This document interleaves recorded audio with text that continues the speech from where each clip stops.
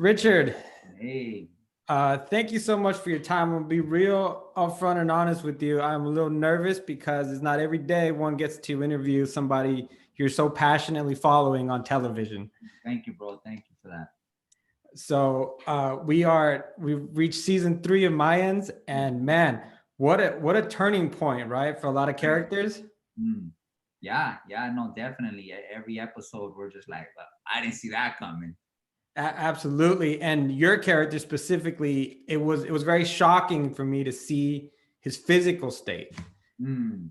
And to see where he was, meth mountain and some of the things he was doing. uh what was it like preparing for that?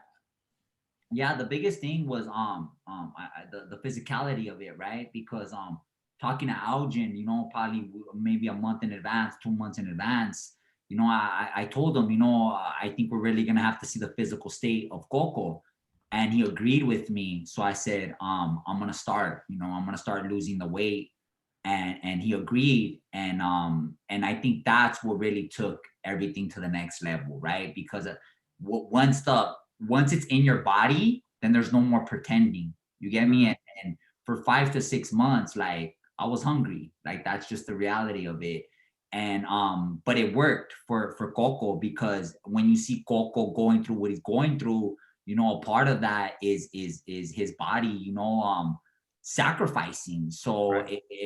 and yeah, that was definitely the hardest part, was to really get my weight down like that. And Algin was definitely surprised. He didn't think that I was gonna go that far, but I did, and I think it worked for the season.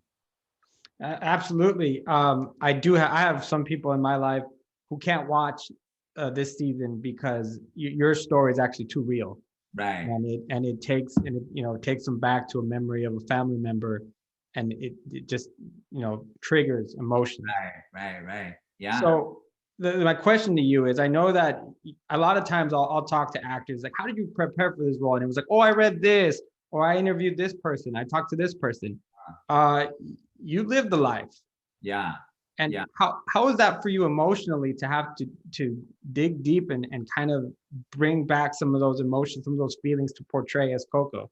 Right. Like the gangster part I lived, right? Like, being with the brothers I lived, but I think for this one to really to be able to bring forth the drug addiction, I had to really call for my for the spirits, and especially for the spirits of my uncles, who my uncles were heroin addicts. You get me? And like that was my first go-to place, right? Like really remembering them, and then seeing these powerful men, just deteriorate after all these years from the drugs.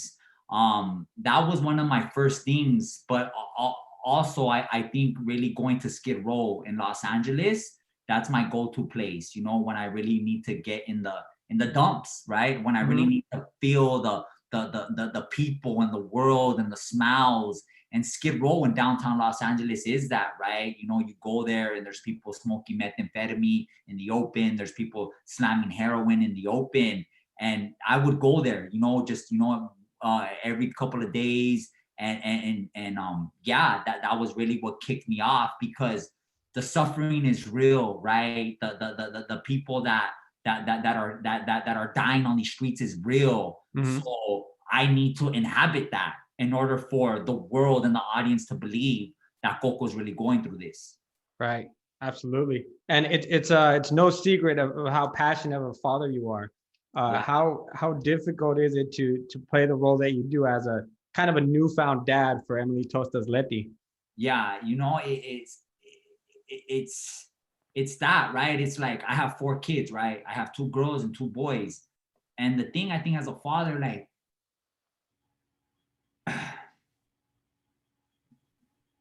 you never want them to go through what you did, right?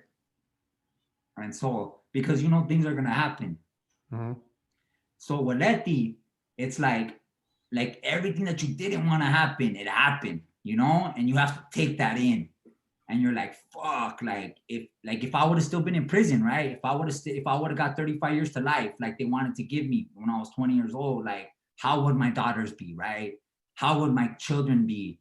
And then you see Letty and you're like, like that's what it is. And then she's pouring forth her heart, and you're trying to help her, right? But like it's that, you know, it's the spirits talking, bro. Like that's all I could tell you, right? Like it's not just about what the words are on the page. It's about it's about connecting with another human being, right? And them helping you and you helping them.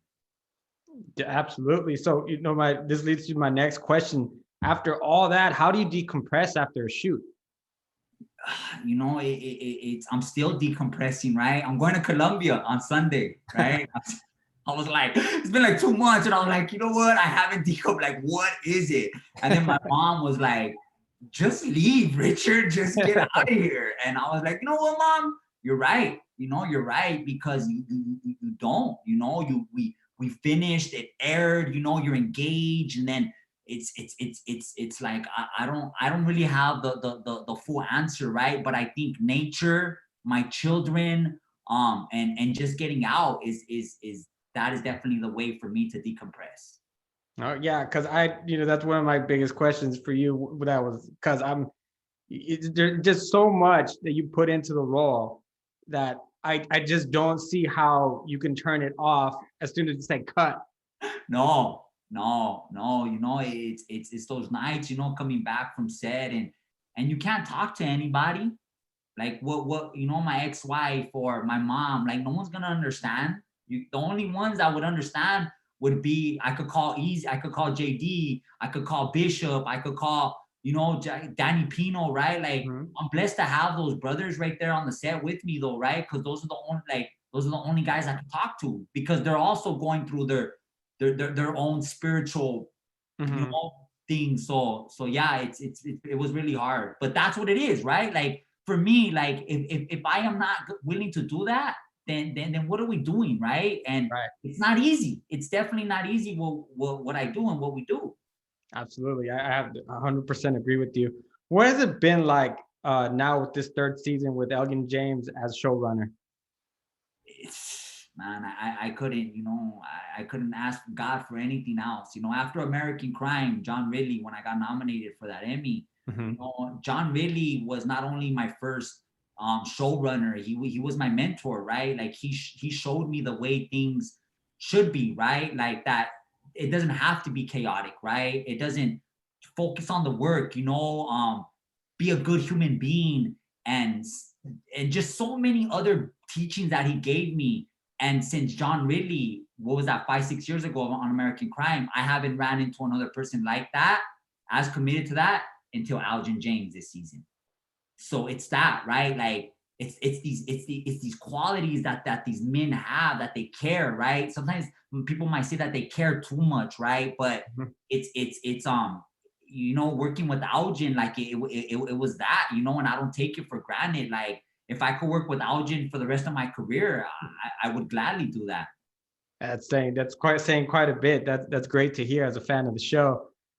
So how much of Coco's background did you know from season one, going to season two and now season three? Well, yeah, he was you know, he was a Marine, he was a vet, right? He had a daughter, and his mother was a drug addict, you know. Everything else I had to create on my own. Okay. He was part of the club, right? Him and Angel were part of the club, you know, many years ago. And I think that was like the gist of what they gave me. Everything else I created on my own and with the fellas. And how's that process for you to really give him authenticity and to make him your own, having that kind of control? Yeah, you know, I think it's everything, right? Because you know, any great showrunner knows that they have to do that, right? Like nobody knows by the time you are in the second or third episode of the first season, nobody should know your character better than you. Okay. So it's everything, right? Because like you have to know him better than anybody, right? So that's always the challenge, right? But with Algin, it wasn't. But working with new directors, it was, or new writers, it was, because they have a vision, right? But you're like, dude, I've been sitting with Coco for 3 years. Like, how you're gonna tell me this? No, I think I know what he would do. So no, it's everything to own your character. because one of the impactful moments in the season was seeing the child version of you Ah, with their mom. That wow. was tough. That was crazy, man. That was crazy. I remember walking in that day. Because I get to set early, right? I like to really get my mind in a good place before I start work. And I remember getting there and I'm walking through the studios and I don't know who's there. I mean, in this season, we're shooting all over the place. And I remember walking through a dark studio. I know they're filming something because all the lights are dark in the studio.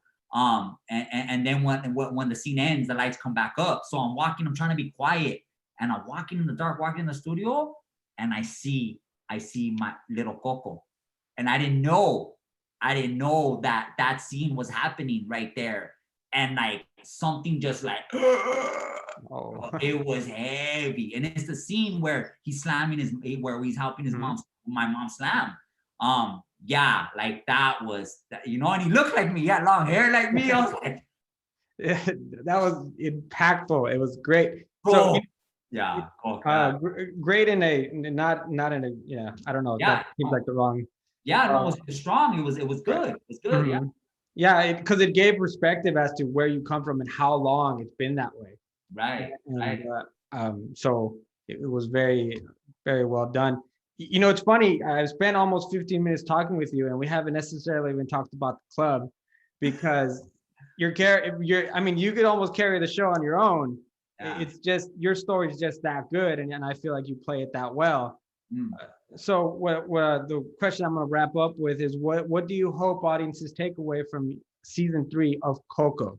Drug addiction, right? Drug addiction, and hopefully this gives some healing, you know, to our society, right? And healing to people that have suffered and that have been with people that have suffered, you know, and it's just that, like a lot of times, you know, your family or someone that you love goes on this journey and you don't know what happened in that journey, right? All you know is that he was a beautiful person. Next thing you know, he's dead, right? On drugs. Mhm. So maybe we could give some healing through the lens of the Mayans to be like, you know, it wasn't just black and white. There's layers to this. So our country is suffering through drug addiction right now, right? Through opiates and heroin, and people are continuing to die. So hopefully this could give some healing to people that are that work in those spaces. Absolutely. Richard, thank you so much for your time. It's been a Mm. privilege, a pleasure, and I look forward to continue to watching your character this season and beyond. Yeah, thank you, brother. Have a All good right, day. take care.